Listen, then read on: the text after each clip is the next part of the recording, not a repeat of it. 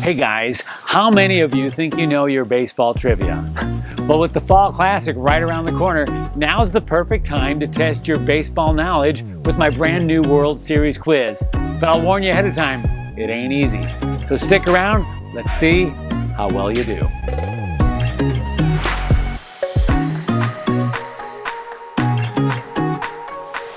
Well, if I'm honest, baseball is one subject I know very well, especially the trivia stuff. And so I've put together 10 challenging questions involving pretty commonly known World Series moments that most baseball fans should be able to get the right answer to. But if you're a real buff, you'll test yourself with the 4 experts only follow-up question to each one of them for a total of 20 questions. You ready to get started? Let's get going. Question number 1. In Game 7 of the 1991 World Series, Jack Morris pitched 10 innings to win 1-0 as the Twins beat the Braves. Who was the opposing pitcher? Was it A, Greg Maddux, B, John Smoltz, C, Tom Glavine, or D, Charlie Lee Brandt? And the correct answer is B, John Smoltz. John Smoltz pitched 7 1/3 scoreless innings before being lifted for relief pitcher Mike Stanton in the 8th. And now for you experts only, who was it that got the game-winning hit of that game? And your answer? It was Gene Larkin. Question number 2. Who is the only manager to ever get thrown out of 2 different World Series games? Was it A, Billy Martin, B, Bobby Cox, C, Whitey Herzog, or D, Earl Weaver? And the correct answer is B, Bobby Cox. Cox had his first ousting in 1992 in a game against the Blue Jays for arguing a call on a batter's check swing. His record setter was in 1996 against the Yankees for arguing a call on a stolen base. And now for you experts only, here's the follow-up question. How many times was Bobby Cox ejected from a game in his managerial career? He was number 1, 158 times. And number 3, I think you'll get this one. What pitcher did Kirk Gibson hit his famous Game 1 World Series home run off of when the Dodgers played the Oakland A's in 1988? Was it A, Rick Honeycutt, B, Dennis Eckersley, C, Dave Stewart, or D, Bob Welch?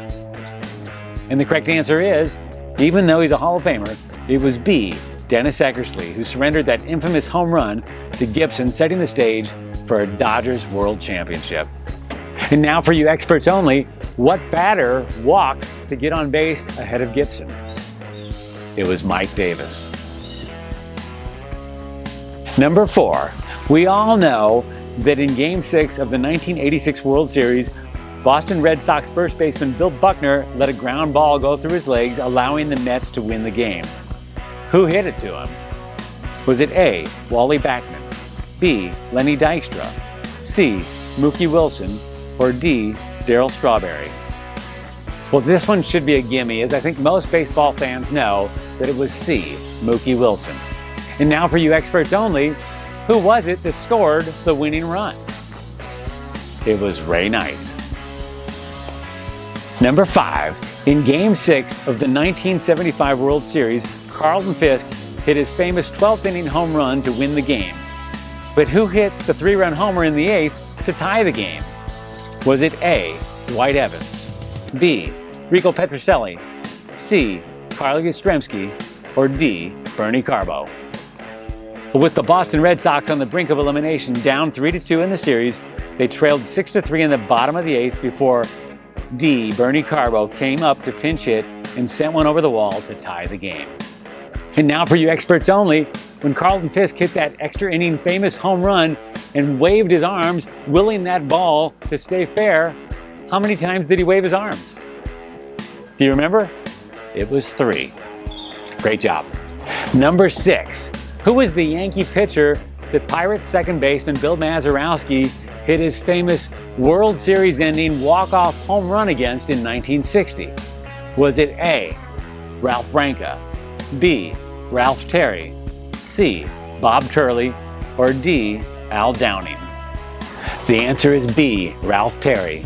Even though Ralph Terry won the MVP of the 1962 World Series, he's much more well known for that one pitch he threw to Bill Mazeroski in the 1960 World Series. And now for you experts only, who was playing left field for the Yankees in that game and watched the ball sail over the fence? Believe it or not, it was Yogi Berra. Number 7, what year did Don Larson throw the only perfect game in World Series history? Was it A, 1947, B, 1950, C, 1956, or D, 1961? And the answer is C, 1956. With the series tied at 2 games apiece, Larson started Game 5 for the Yankees and retired all 27 Dodgers he faced to complete the perfect game. And now for you experts only, how many pitches did Don Larson throw during that entire game? The answer is 97. Number 8, in the 1932 World Series, Babe Ruth hit his famous called shot. Which team did he hit it against? Was it A, the St. Louis Cardinals, B, the Chicago Cubs, C, the Pittsburgh Pirates, or D, the Cincinnati Reds? And the answer is B, the Chicago Cubs. Ruth's called shot came in the 5th inning at Wrigley Field on October 1st, 1932. Incidentally, it also happened to be his 15th and final career postseason home run. And now for you experts only, what pitcher did he hit it off of? I know some of you know this. It was Cub pitcher Charlie Root. Number 9, what player ended the 1926 World Series by getting thrown out trying to steal second base? Was it A, Joe Dugan, B, Fred Merkle, C, Lou Gehrig, or D, Babe Ruth? And the answer is D, Babe Ruth. With the St. Louis Cardinals leading 3-2 in the bottom of the 9th, Ruth took off for second only to get thrown out and end the game in the series, securing the first of many World Series titles to come for the St. Louis Cardinals. And now for you experts only, who was batting when Babe Ruth got thrown out? It was slugger Bob Musial. And now number 10, who holds the record for the only unassisted triple play in World Series history? Was it A, Elmer Smith, B, Bill Wamsgans, C, Jim Bagby, or D, Tris Speaker? And the answer is B, Bill Wamsgans. In Game 5 of the 1920 World Series, Bill Wamsgans caught a 5th inning line drive from Clarence Mitchell, stepped on second to retire Pete Kilduff, and tagged Otto Miller coming from first base to complete the first and to date only unassisted triple play in World Series history. And incidentally, Bill Wamsgans actually went to Concordia College right here in Fort Wayne. So we got that going for us. And now for you experts only, this is a hard one. Name another first that happened during that game. Well, there was 2 of them. The first is that Elmer Smith hit the first Grand Slam in World Series history. And the second is that pitcher Jim Bagby became the first pitcher to ever hit a home run in a World Series game. So there you have it. How'd you do? Leave a comment below. Let me know how many you got right. I'm sure it wasn't easy. And now it's time to pick a lucky winner from last week's video. If you watched that and left a comment, we've put your name in this Cardinal baseball cap.